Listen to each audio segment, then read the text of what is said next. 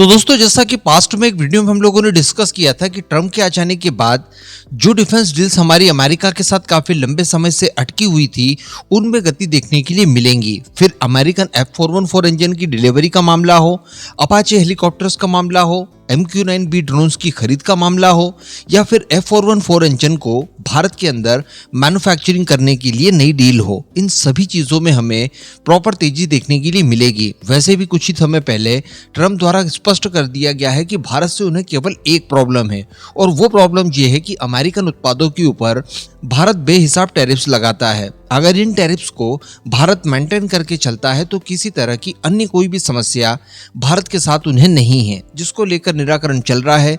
संभवतः किसी तरह की कोई FTA यानी फ्री ट्रेड एग्रीमेंट भारत और अमेरिका के बीच में जल्द हो सकता है, जिसके बाद इन टैरिफ्स का कोई विवाद भारत अमेरिका के बीच हो ही नहीं पाएगा, और संभवतः 2030 तक हम लोग $500 बिलियन का व्यापार ईच अदर कर पाएंगे, और आने वाले एक दशक के बाद ये $1 ट्रिलियन के मार्क को भी छू सकता है। लेकिन फिलहाल सबसे अच्छी खबर निकलकर ये आ रही है, और इस बार काफी पुख्ता खबर है कि अप्रैल के फर्स्ट वीक में जनरल इलेक्ट्रिक द्वारा तेजस मार्क 1A के लिए पहला जत्था F414 इंजन का, जो कि 1 या 2 की संख्या में होंगे, वो भारत को मिल जाएंगे, HAL को डिलीवर्ड कर दिए जाएंगे। ये इस समय की सबसे बड़ी खबर बताई जा रही है। यहाँ पर कुछ और चीजों को लेकर भी डिस्कस किया है, जो कि आज आपको जानना बहुत आवश्यक है। इस वजह से वीडियो को एकदम अंत तक देखते हुए आपके खुद के इस चैनल को सब्सक्राइब जरूर कर दीजिएगा। तो देखिए, F404 इंजन को लेकर पूरे 3 सालों के डिले के बाद इन्होंने इंजन की डिलीवरी शुरू करने के लिए सारी तैयारियां कर ली है। यानी 3 साल बीत चुके हैं। अगर अभी तक ये लोग प्रॉपर समय के अनुसार डिलीवरी कर रहे होते तो शायद अभी तक लगभग 2 स्क्वाड्रन HAL भारतीय वायुसेना को डिलीवर्ड भी कर चुका होता। लेकिन इनकी तरफ से बार बार कहा गया कि देखिए, सप्लाई लाइन बाधित है, रशिया से जो चीजें हम लोग मंगवाते थे वो नहीं मंगवा पा रहे हैं, इनके अरेंजमेंट के लिए समय लग रहा है।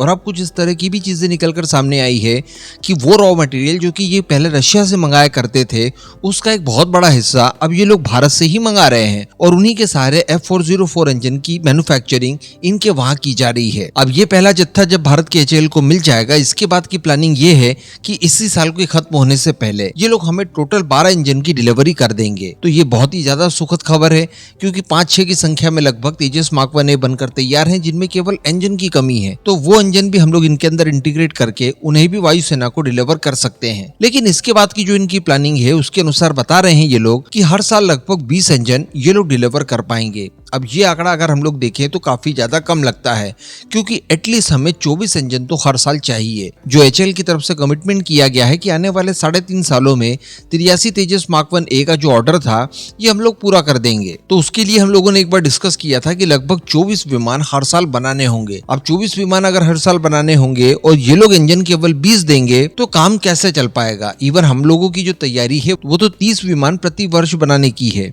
तो वहां तक तो किसी परिस्थिति में नहीं पहुंचा जा सकता। तो यहाँ पर संभवतः भारत को और प्रयास करने होंगे, और एटलीस्ट हर साल कम से कम 24 इंजन तो हमें लेने ही होंगे। ये शुरुआती 99 इंजन की डील कंप्लीट करने की बात की जा रही है, जिसके तहत 83 तेजस मार्क 1A तैयार किए जाएंगे।